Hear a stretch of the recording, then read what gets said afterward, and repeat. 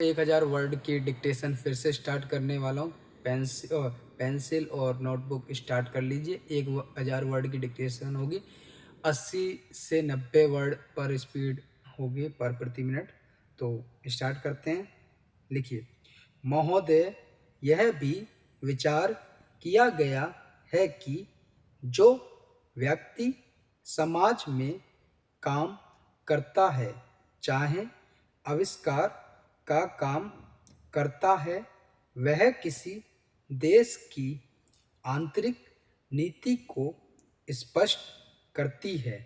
उदाहरण के लिए हम अमेरिका को ले सकते हैं। उसने अपने यहाँ अधिक अन्न पैदा किया और जब उसके पास अनाज फालतू बच गया, तब वह अपने बकाया अनाज की बिक्री के लिए ऐसे देशों की तलाश करने लगा जो उधार पर माल ले सकते हों। किंतु हमारी आंतरिक नीति ने यह तय किया कि खर्चीले ढंग से सरकार चलाएंगे और स्वदेशी मुद्रा की कोई राशि हमारे पास नहीं बचेगी। हमने कर भी लगा दिए और मुद्रा प्रसार भी कर दिया। कुछ संकट पड़ने के बाद इस बात की आवश्यकता को नहीं समझा कि उस पैसे का कोई अन्य उपयोग कर सके।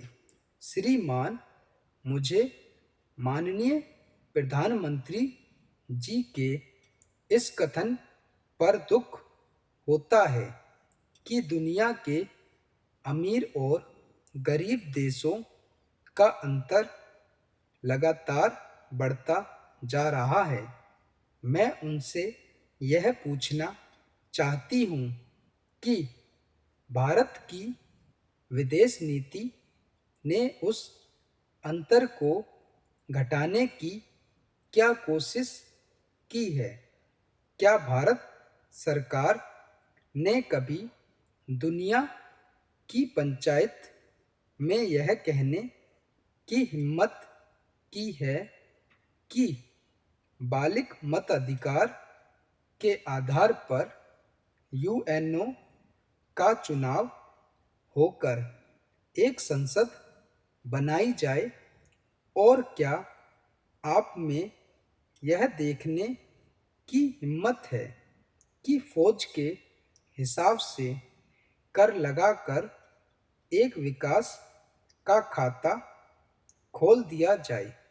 जो देश विकसित हैं, उनके मजदूरों का 1 घंटा हमारे देश के मजदूरों के 100 घंटों के बराबर माना जाता है, क्योंकि उनके पास साधन हैं। इसलिए यह अंतर और भी बढ़ता चला जा रहा है। किसी देश के अंदर आंतरिक नीति में अमीरी और गरीबी का अंतर बढ़ता चला जा रहा हो और वह दुनिया के देशों में विद्यमान अमीरी और गरीबी के इस अभिशाप को समाप्त करेगा, यह समझ में आने वाली बात नहीं है। अब मैं आपका ध्यान एक और बात की ओर दिलाना चाहती हूँ। पूर्वी जर्मनी को मान्यता देते हमें परेशानी होती है, इसलिए कि शायद पश्चिम जर्मनी को बुरा लगे, लेकिन पश्चिमी जर्मनी ने तो अपनी रक्षा का भार दूसरों पर छोड़ दिया है। उसने अपनी पूरी शक्ति इस बात पर लगा दी है कि अधिक से अधिक उत्पादन किया जाए। आपने जो समय दिया उसके लिए मैं आभार प्रदर्शन करता हूँ और धन्यवाद करता हूँ। अध्यक्ष जी, जिस समय पाकिस्तान ने भारत पर आक्रमण किया था, उस समय उन्होंने देश की रक्षा के लिए महत्वपूर्ण कार्य किया था।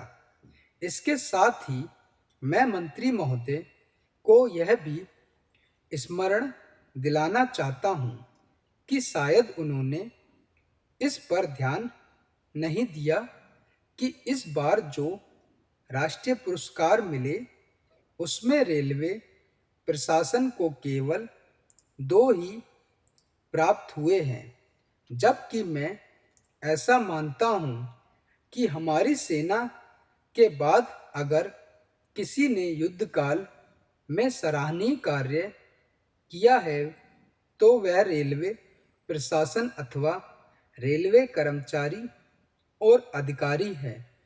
इसलिए उनके मनोबल को बनाए रखने के लिए, उनको प्रोत्साहित करने के लिए रेल मंत्री को इस बात पर भी ध्यान रखना चाहिए और इसका प्रयास करना चाहिए।